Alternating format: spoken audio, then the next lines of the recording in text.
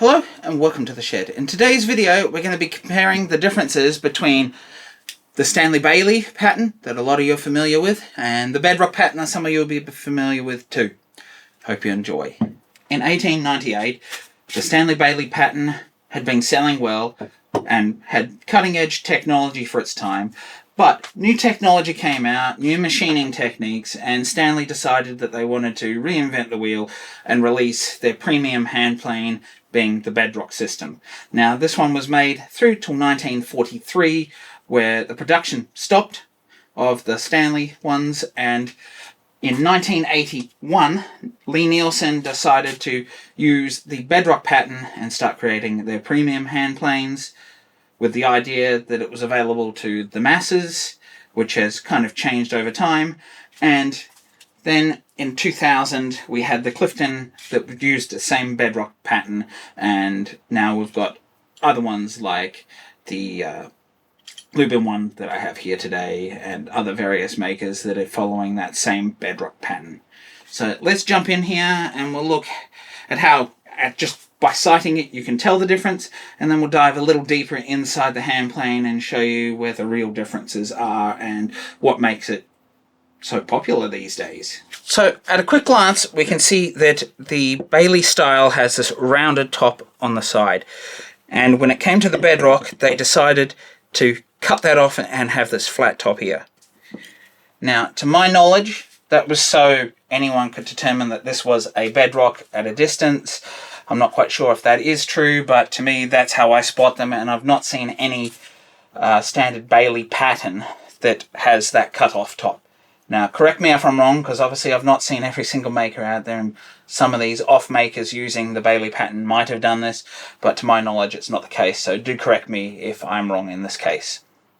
Let's jump down here and dive in a little deeper to show the real differences between these two hand planes. We can't really tell any difference looking just basically at the actual mechanism what the differences are. So we have our lever caps, standard. We have our double-bladed systems, both with chip breakers. Obviously this is a modern one. Traditionally, I believe the Bedrocks had this same style. And then we get in here and we can see straight up that there is a difference in the machining of these frogs, which we'll have a closer look at in a little bit. But we can see that there's more paint and just less metal on this one versus this one. And some of the older Stanleys did have this same amount of metal machining, but the newer ones of late, which you will have seen, and it's been some time since they've been doing this sort of style, is less contact metal, so it's easier to flatten to actually get a nice flat contact, whereas this needs to be, or needs to have a lot more machining to allow it to get a very flat surface all the way through. Now, if we look down in here, we can see we have screws on this one, on the Stanley Bailey. Now in the Bedrock we have what looks like screws, but there's no slots on the top. What they are pins. Now when the Bedrock first came out it still had the standard screw system, and it was sometime later, I'm not sure exactly how long, but I did read that it was sometime later that they adopted this patented system and brought it into the fold, and that's when the Bedrock kind of really took off away from the standard Stanley Bailey. So if we have pins on the Bedrock, how do we go ahead and remove that frog? Well, we have to look around in the back here for that. Now, let me bring you right in. So in the back here, I'm not sure that you can see that on camera. I'm hoping you can. I think right there we can. We've got 1, 2, 3 screws along the back here. So we have the standard central one that was added to the Stanley Bailey to help adjust the frog, and that same one is here. But we have a screw on this left side and on this right side. And what they are, and I'll show you it a little closer in a minute, is those screws run through into the back of those pins and pull them down, which is quite a difficult feat of engineering for that to actually all be aligned, and the machining has to be pretty good for that to work. And so those screws come in, and the very tips of them, which I will show you in a minute, grabs these holes in the pins and pulls the frog down tight, and stops it moving. Let's go ahead and we'll take these apart and have a closer look in under these frogs. So we'll see how quick and easy it is to get the Bailey one off. We just go straight in here, undo our screws, lift it straight out. Obviously with this one, we have to delve in the back to those screws that you can see either side of that handle, which are actually a little bit oversized on this one. Now, you don't have to undo them all the way.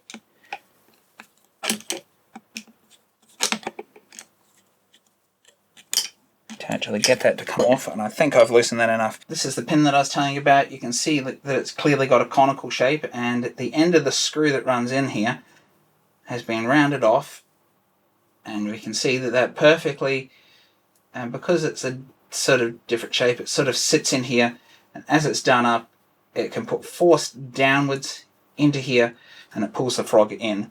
And that is a feat of engineering in itself to get that, plus the very long screws for everything to line up. It's just not an easy process. Much easier with today's modern CNC technology, but back in the day, turn of the century, 1900, yeah, that's just very difficult to achieve, and I just wanted to highlight that it is a real feat of engineering.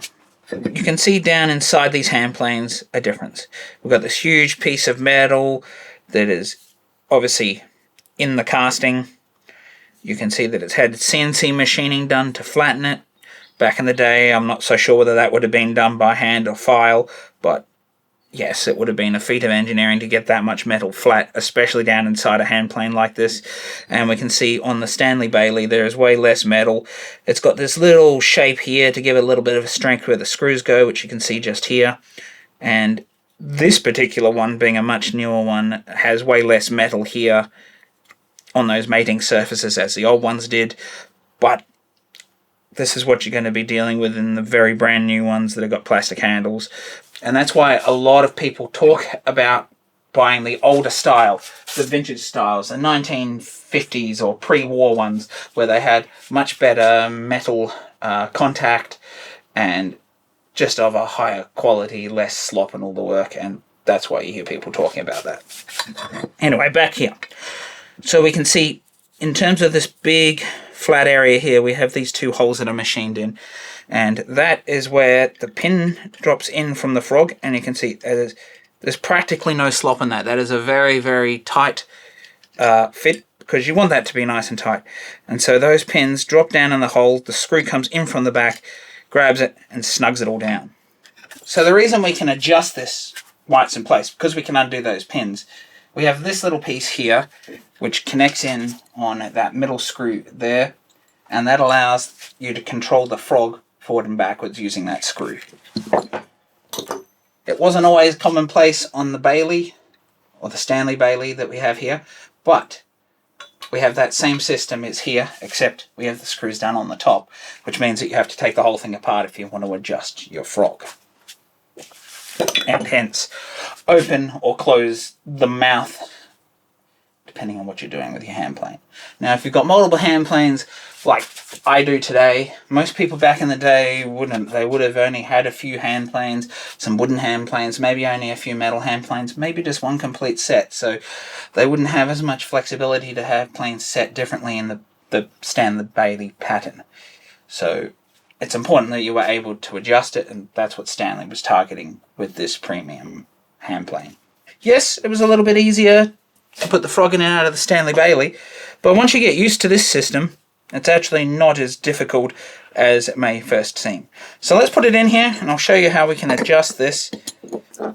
That little piece sits over the slot in this screw here, and that allows us to move it back and forwards. So let me just quickly put this screw back in so we can do this whole lot back up. So if we look at these pins here, these ones, I'm not sure if this was common on the standard or original ones, but it probably was. We can see there's a little sort of punched divot there. Now that's telling us the alignment of the hole, so when we put it in there we know where it needs to face so the screw can engage with it. And you can see this is where it's a little bit fiddly to actually get this to work.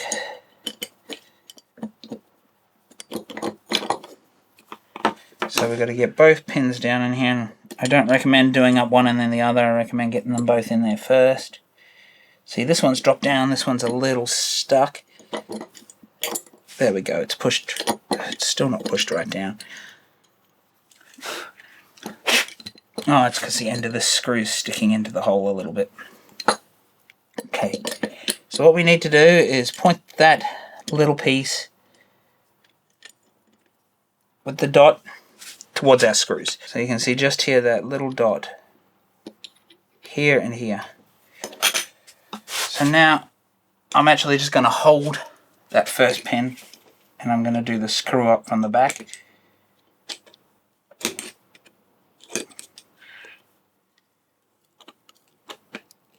Now I can feel that that's actually engaged this because that frog's not moving now. So now we'll do the same on the other one, and you want to do these up evenly so it pulls it down even.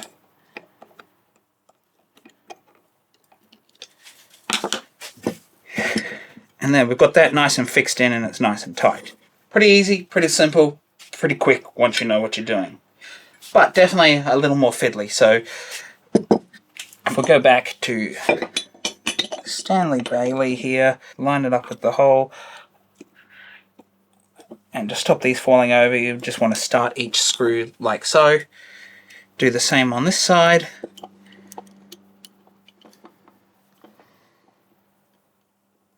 There we go, that's dropped in. Let's just quickly show how the system works and why people like this system or what they were going with. So we want to move the frog on this one.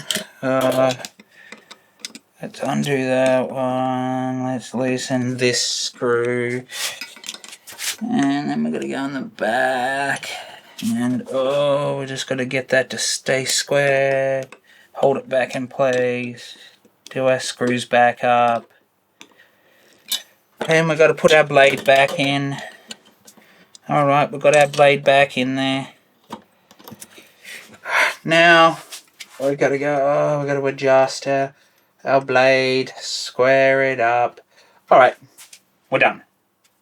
Ready to use it now. Let's compare it to this one. Alright, we want to move our frog forward slightly. We just unnip that screw,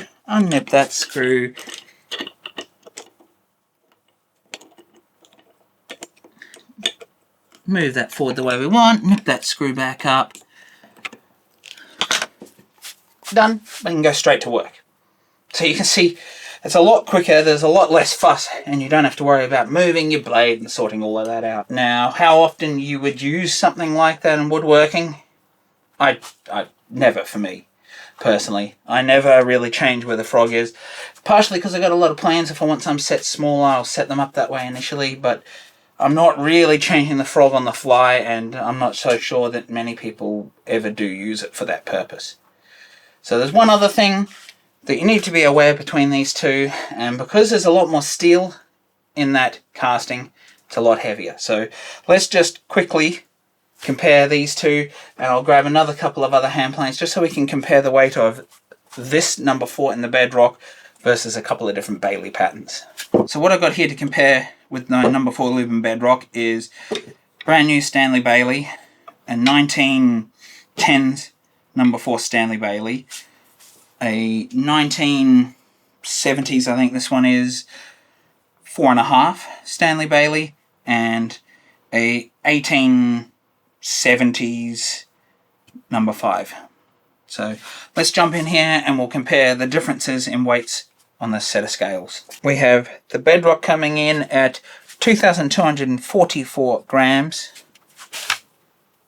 We have the brand new Stanley Bailey coming in at 1,803 grams. We have the vintage number 4 Bailey at 1,597 grams. We have the Stanley Bailey vintage number 4.5 at 2,049 grams. excuse me if I get these numbers wrong, I'm looking at them upside down. And we have the vintage, the very oldest hand plane I have here in a number 5 at 2,005 grams. What I wanted to demonstrate here is that a number 4 in the Bedrock is a lot heavier than even a standard Stanley Bailey number 5 vintage style. And that is where a lot of people are turned off on these, is the weight of them. Some people like that extra weight, sort of power when you're pushing through.